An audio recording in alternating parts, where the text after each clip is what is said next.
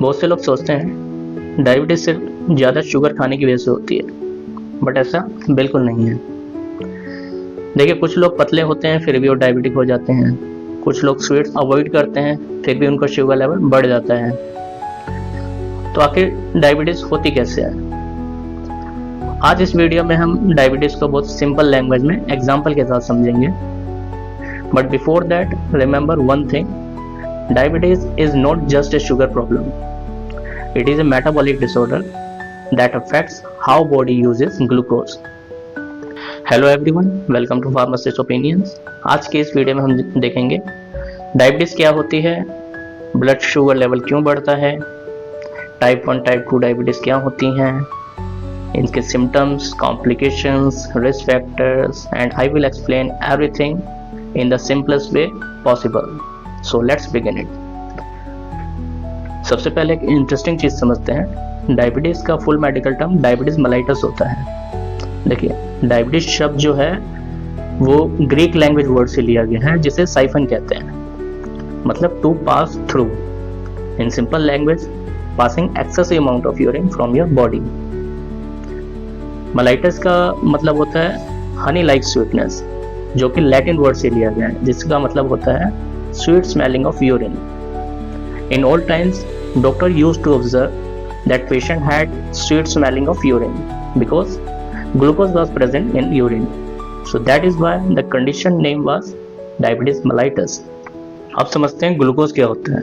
देखिए, जब हम रोटी, चावल, सब्जी, बिस्किट्स, फ्रूट्स और स्वीट्स ये सब खाते हैं तो बॉडी इन फूड को तोड़कर ग्लूकोज में कन्वर्ट कर देती है. ग्लूकोज हमारी बॉडी के लिए फ्यूल का काम करता है, because glucose is the main source of energy of our body. देखिए, जैसे गाड़ी को चलाने के लिए पेट्रोल चाहिए होता है, वैसे ही बॉडी को काम करने के लिए ग्लूकोज चाहिए होता है. जब ये ग्लूकोज हमारे ब्लड में एब्जॉर्ब हो जाता है तब ये ब्लड के थ्रू हमारे सेल्स तक पहुंचता है, जहां पर इसको एनर्जी के लिए यूटिलाइज किया जाना होता है. लेकिन ग्लूकोज को सेल्स के अंदर एंटर करने के लिए इंसुलिन की ज़रूरत होती है. अब समझते हैं इंसुलिन क्या है. देखिए, इंसुलिन यहाँ पर एक इम्पोर्टेंट रोल प्ले करता है. इंसुलिन एक हार्मोन है जो पैनक्रियाज में बनता है.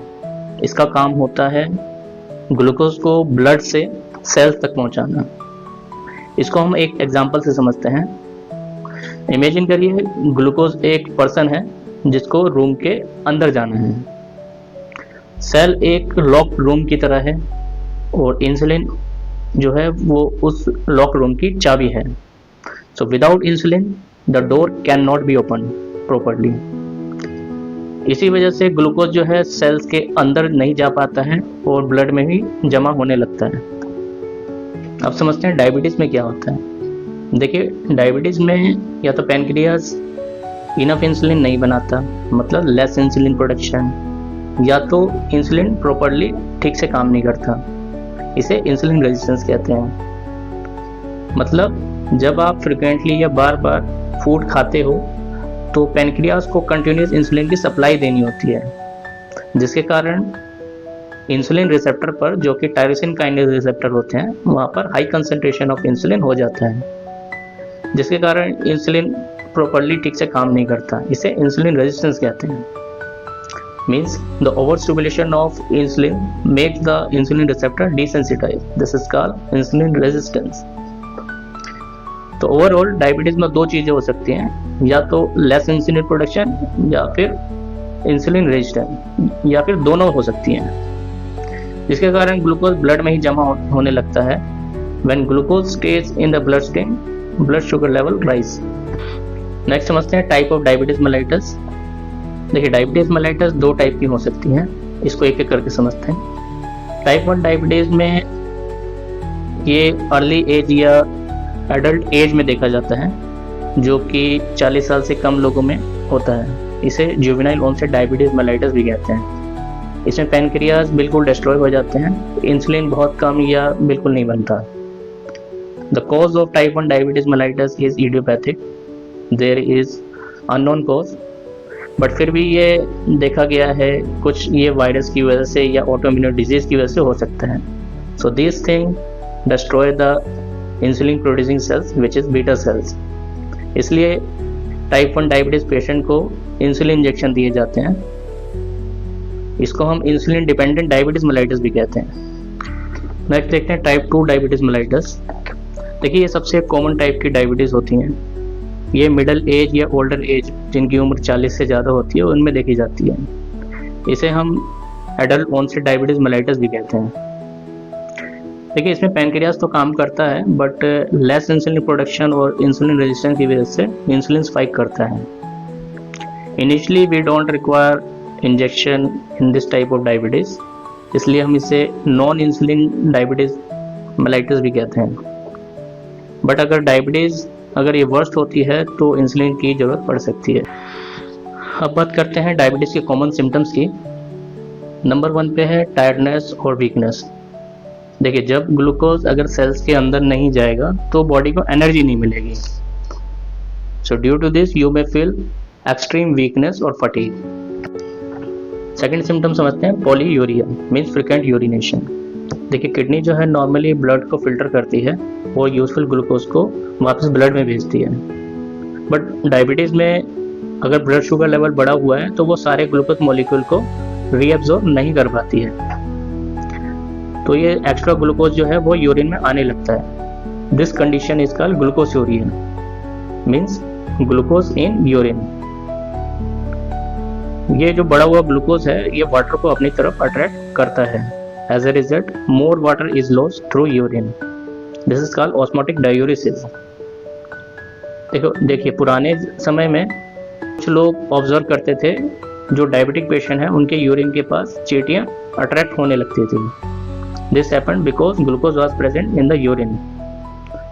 देखिए यही कारण है जो डायबिटीज पेशेंट को बार बार यूरिन आने लगता है, इसको हम पॉलीयूरिया कहते हैं।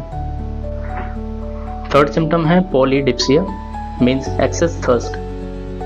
देखिए बार बार यूरिन जाने से बॉडी डिहाइड्रेटेड होने लगती है जिसके कारण पेशेंट को ज़्यादा प्यास लगती है। So this is the reason patient may have intense thirst.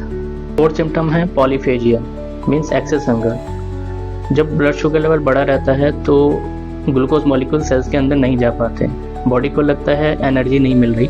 So due to this you may feel starving और इंक्रीज हंगर,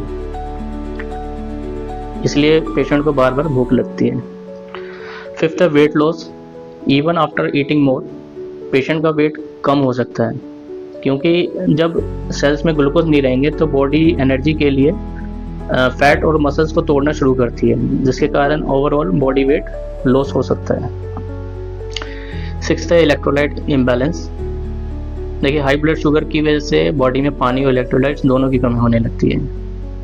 फ्रिक्वेंट यूरिनेशन के साथ सोडियम, पोटेशियम, मैग्नीशियम जैसे इलेक्ट्रोलाइट भी लॉस होते हैं जिसके कारण बॉडी में muscles cramp, irregular heart beat, fatigueness ये सब होने लगती हैं।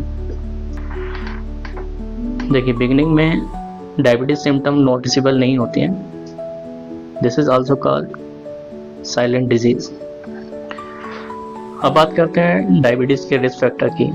देखिए कई सारे ऐसे फैक्टर हैं जो टाइप 2 डायबिटीज के रिस्क को बढ़ा सकते हैं, जैसे obesity, physical inactivity, unhealthy eating habits, poor sleep, family history, stress.